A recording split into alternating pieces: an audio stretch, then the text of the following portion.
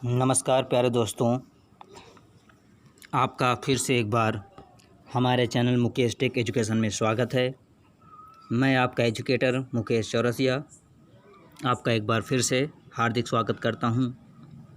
हम सब लोग आजकल क्लास 12 के केमिस्ट्री रसायन विज्ञान का पहला अध्याय ठोस अवस्था पढ़ रहे थे, जहां पर हम कुछ सेल के बारे में देखा था। लेटिस क्या होता है, क्रिस्टल लेटिस क्या होता है, इसके बारे में जाना था। आज कुछ उसकी परिभाषा समझेंगे और समझेंगे यूनिट सेल क्या होता है। आगे बात करते हैं। तो कुछ महत्वपूर्ण परिभाषाएं हैं। एकांक कोशिका, जिसको इकाई कोशिका भी बोलते हैं, इसको इंग्लिश में यूनिट सेल कहते हैं। हमने आपको बताया था कि त्रिवियम जालक का वह सरलतम रूप जिसकी बारंबार पुनरावृत्ति से क्रिस्टल जालक का निर्माण होता है, यूनिट सेल कहलाता है। कहने का तात्पर्य यह है कि जो जालक ऐसा जालक होता था आपका, इसका बार बार पुनरावृत्ति होती थी, तो जिस जालक का निर्माण होता था उसे यूनिट सेल कहते हैं। अगला है त्रिविम जालक, जिसको बोलते हैं क्रिस्टल लैटिस। त्रिविम आकाश में किसी क्रिस्टल के एकांकों की नियमित व्यवस्था को त्रिविम जालक या क्रिस्टल जालक कहते हैं। जैसे आप देखे थे, जो त्रिविम जालक एक दूसरे व्यवस्थित क्रम में क्या बनाते थे, घन बनाते थे, वही क्या कहलाता, हमारा त्रिविम जालक कहलाता है। ऐसी छोटी छोटी परिभाषाएं आपके बोर्ड के एग्ज़ाम में 1 नंबर 2 नंबर में पूछी जाती हैं। हम आगे बढ़ते हैं, आगे देखते हैं। अगला है समन्वय संख्या, जिसको इंग्लिश में बोलते हैं कोऑर्डिनेशन नंबर। इसकी डिफ़ाइन हम देखते हैं। किसी क्रिस्टल के किसी परमाणु या आयन या अणु को स्पर्श करती अन्य पड़ोसी परमाणुओं की संख्या को समन्वय संख्या कहते हैं। आप देख सकते हैं, आपको यूँ बीच में दिख रहा होगा, एक रेड कलर में आपको बीच में एक बिंदु दिख रहा होगा। इस बिंदु के ऊपर एक 3 खाली सा गोला बना हुआ है। यही क्या होता है, पड़ोसी परमाणु की संख्या होती है, जिसे क्या बोलते हैं, समन्वय संख्या कहते हैं। अगर इस बिंदु के ऊपर 3 गोले हैं तो इसका कोऑर्डिनेशन नंबर कितना होगा, 3 होगा। अगर इसी बिंदु पर 4 गोले बनाए जाएंगे तो कोऑर्डिनेशन नंबर 4 होगा। अगर इसी बिंदु पर 5 गोले बनाए जाएंगे तो क्या होगा, कोऑर्डिनेशन नंबर 5 होगा। तो समझ में आया कोऑर्डिनेशन नंबर होता क्या है। आगे बढ़ते हैं। जालक बिंदु। जालक बिंदु क्या होता था, हमने आपको बताया था कि यहाँ पर पॉइंट करके था, यहाँ पर इस तरह। और ये पॉइंट क्या होता था, जालक के कणों के द्वारा ग्रहण किए गए स्थान को क्या कहते थे, हम लोग जालक बिंदु कहते थे। ये जो बिंदु था, इससे हम क्या बनाते थे, एक क्रिस्टल जालक का निर्माण करते थे।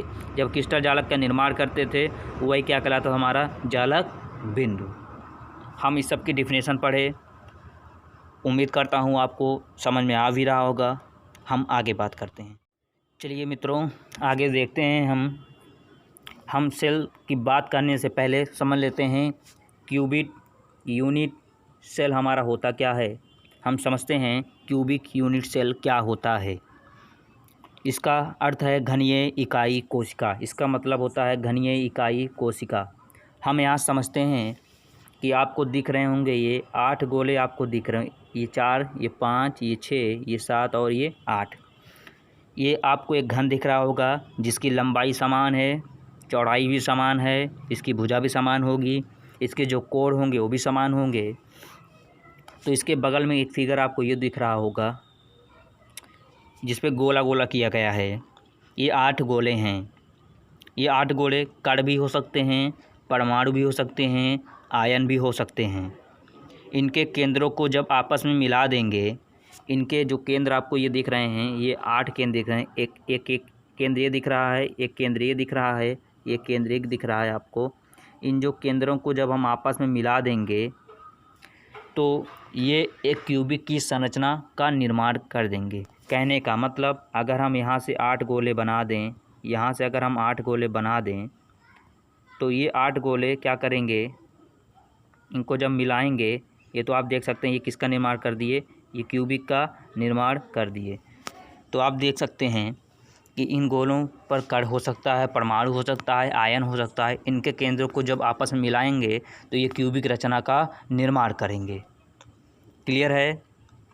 अब आगे बात करते हैं यूनिट सेल में जो कण होते हैं कहाँ कहाँ पर होंगे, तो उसका कितना भाग यूनिट सेल का होता है। हम आगे समझते हैं कि यूनिट सेल के जो कण होंगे कहाँ पर होंगे, कैसे होंगे, तो उसका कितना भाग यूनिट सेल का भाग होता है। चलिए आगे देखते हैं हम सब लोग।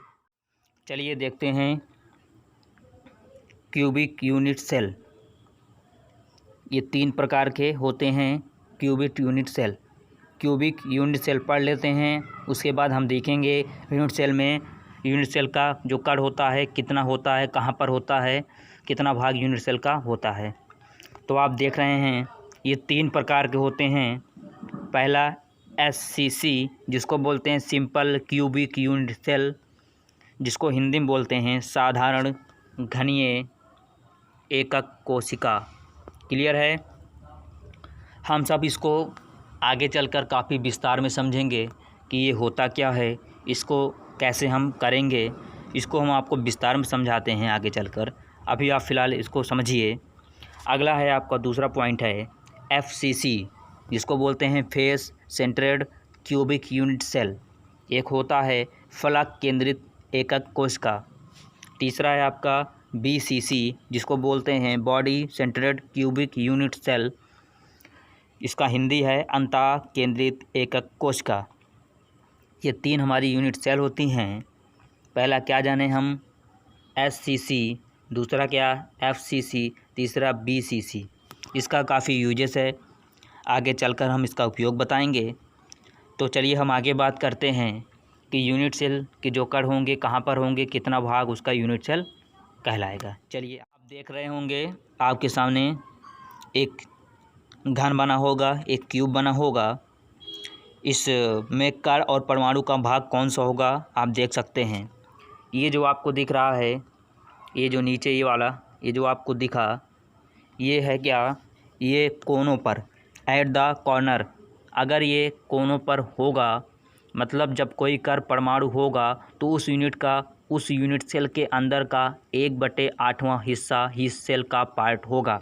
कहने का मतलब ये जो आपको कॉर्नर दिख रहा होगा, ये कॉर्नर आपको दिख रहा है, ये जो कॉर्नर है ये यूनिट सेल का कितना भाग होगा, 1/8 भाग यूनिट सेल का पार्ट होगा। अगला देखिए, हम अगला देखते हैं इसके पलकों पर।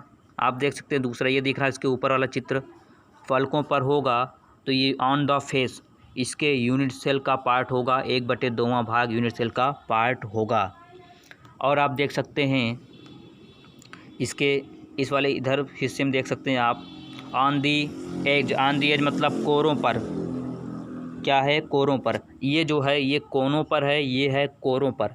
अगर ये कोरों पर होगा कहने मतलब इस लाइन के बीचों बीच में, इस लाइन के बीचों बीच में होगा तो कोरों पर होगा, तो ये यूनिट सेल का पार्ट 1/4 पार्ट होगा। अब आप देख सकते हैं बीच में किस पर दिख रहा होगा, ये आपको सेंटर पर दिख रहा है। अगर सेंटर पर होगा मतलब केंद्र पर होगा, इन द बॉडी केंद्र पर होगा, तो यूनिट सेल का पूरा एक भाग ही क्या होगा, यूनिट सेल का पार्ट होगा। तो क्लियर है। एक बार फिर से देख लीजिए कि अगर इसके कोनों पर होगा तो ये यूनिट सेल का 1/8वां भाग यूनिट सेल का पार्ट होगा। अगर इसके पलकों पर होगा तो ये यूनिट सेल का 1/2वां भाग इसके यूनिट सेल का पार्ट होगा। यदि इसके डंडी पर जो दिख रही है आपकी लाइन पर, अगर इसके लाइन पर होगा, ये इसके कोरों पर होगा तो 1/4वां भाग क्या होगा, इसका यूनिट सेल का पार्ट होगा। और यदि क्या होगा इसके केंद्र पर होगा, बीचों बीच केंद्र पर होगा, तो क्या होगा, पूरा एक भाग ही क्या होगा, यूनिट सेल का पार्ट होगा। तो यहाँ से हम समझे क्या कि यूनिट सेल में कण परमाणु का भाग कौन सा होता है। क्लियर है। हम नेक्स्ट लेक्चर में हम समझेंगे कि यूनिट सेल के तीनों प्रकार पढ़ेंगे। क्योंकि टाइम बहुत कम है इसलिए हम एक छोटा सा आपको कोड याद करा देते हैं, एक छोटी सी ट्रिक याद करा देते हैं। जिससे 7 प्रकार के क्रिस्टल लैटिस को समझ सकेंगे। ठीक है, तो आपके एक छोटा सा कोड समझिए या ट्रिक समझिए। आपको हम याद करा देते हैं एक छोटी सी ट्रिक, जिससे आप 7 प्रकार के क्रिस्टल लैटिस को समझ सकेंगे। क्लियर है? चलिए हम देखते हैं वो ट्रिक क्या है। चलिए आपके सामने ये आ चुका है। इससे हमें ऑर्डर, किनारों की लंबाई और संबंध अंतराफल कोणों के बारे में हमको जानकारी मिलेगी। तो चलिए हम देखते हैं ये है क्या। ये लिखा है C2 हर MT। C2 हर MT। C मतलब देखते हैं हम, C मतलब होगा क्यूबिक, T फार होगा टेट्रागोनल, और O फार होगा आर्थोरोम्बिक, H फार होगा हेक्सागोनल, R फार होगा रोम्बोहेड्रल, M फार होगा मोनोक्लिनिक, T फार होगा ट्राइक्लिनिक। तो यहाँ से हम इस ट्रिक को याद कर सकते हैं, क्योंकि आगे जो लेक्चर है इसमें हम समझेंगे ये चीज़ होता क्या है, हम 7 प्रकार के क्रिस्टल लैटिस को किस प्रकार हम समझ सकेंगे। तो एक छोटी सी ये ट्रिक है जिसको हम पढ़ेंगे क्या। C2 हर MT। C मतलब cubic, T for tetragonal, O for orthorhombic, H for hexagonal, R for rhombohedral, M for monoclinic, T for triclinic. Clear है? और आपको हम एक नंबर याद करवाए हुए थे इससे पहले।